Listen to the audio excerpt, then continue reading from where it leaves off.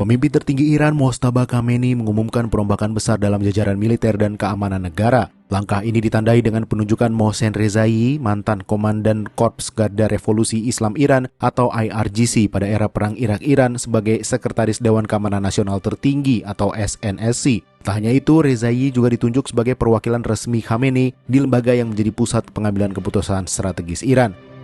Selain mengangkat Rezai, Khamenei juga menetapkan 6 pejabat baru untuk mengisi posisi-posisi penting di sektor militer dan keamanan sebagai bagian dari restrukturisasi kepemimpinan di tubuh pertahanan negara.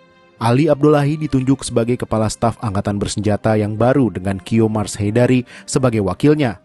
Ali Osmai sebagai Kepala Angkatan Laut IRGC. Hossein Tayyip diangkat sebagai Kepala Basis Milisi Paramiliter Keamanan Internal yang bertanggung jawab langsung kepada pemimpin tertinggi, dan Brigadir Jenderal Ahmad Fahidi dikukuhkan sebagai Panglima Tertinggi IRGC dengan Mostafa Izadi sebagai wakilnya.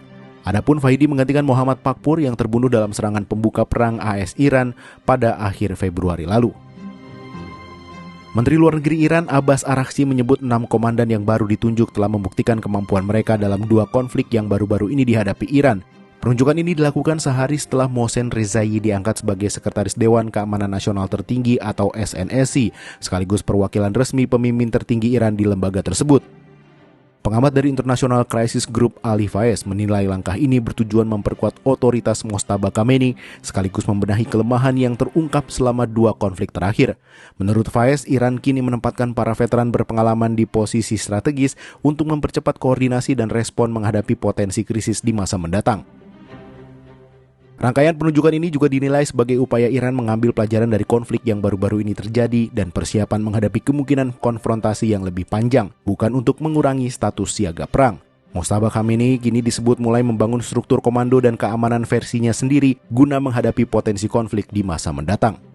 Sementara itu, AS Iran belum juga mencapai kesepakatan untuk mengakhiri konflik yang berdampak pada terganggunya lalu lintas kapal di salah satu jalur pelayaran terpenting dunia. Di tengah situasi tersebut, Parlemen Iran mulai mendorong langkah hukum untuk memperketat kendali atas jalur pelayaran strategis itu.